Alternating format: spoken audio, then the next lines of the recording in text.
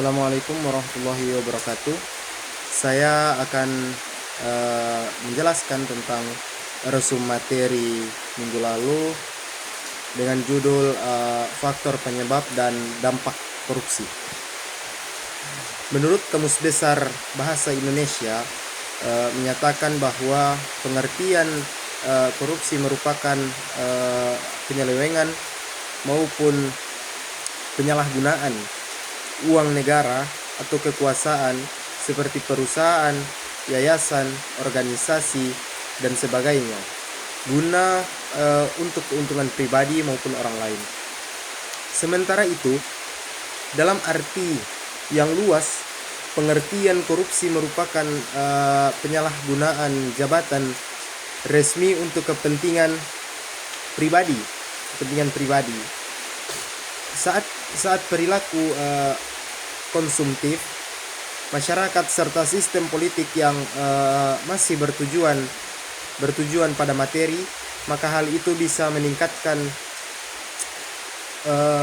terjadinya permainan uang yang menjadi penyebab korupsi, di mana korupsi sendiri yaitu tindakan yang tidak akan pernah putus terjadi jika tidak adanya perubahan dalam memandang kekayaan.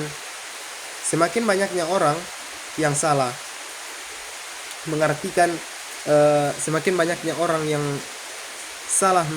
mengartikan mengenai kekayaan, maka akan semakin banyak juga orang-orang yang melakukan korupsi.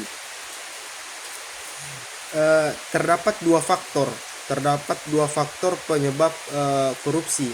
Yang pertama itu ada faktor internal dan ada juga faktor eksternal.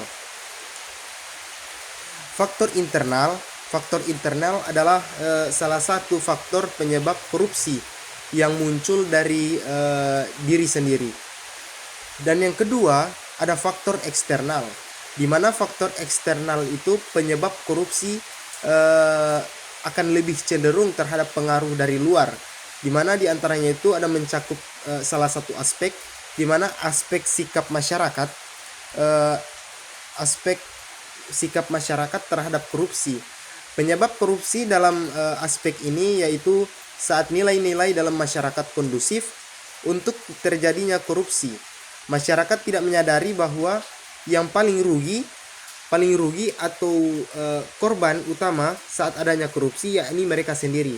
Selain itu, masyarakat juga kurang menyadari bahwa jika mereka sedang terlibat korupsi, ada dampak terhadap mereka sendiri. Ada juga dampak korupsi terhadap suatu negara, di mana korupsi adalah sebuah tindakan yang sangat merugikan negara. Korupsi mengakibatkan sejumlah dampak negatif. Di antaranya sebagai berikut. Yang pertama itu ada melambatnya pertumbuhan ekonomi dalam suatu negara. Baru yang kedua itu ada meningkatkan kemiskinan. Baru yang ketiga itu ada menurunnya investasi. Baru yang keempat itu ada meningkatkan ketimpangan pendapatan. Baru yang kelima itu ada menurunkan tingkat kebahagiaan bagi masyarakat di dalam suatu negara tersebut. Selain itu, korupsi memberikan dampak buruk yang sangat besar terhadap masyarakat Indonesia dari berbagai lini kehidupan, mulai dari dampak ekonomi, sosial, birokrasi, pemerintah, politik, dan demokrasi, penegak hukum,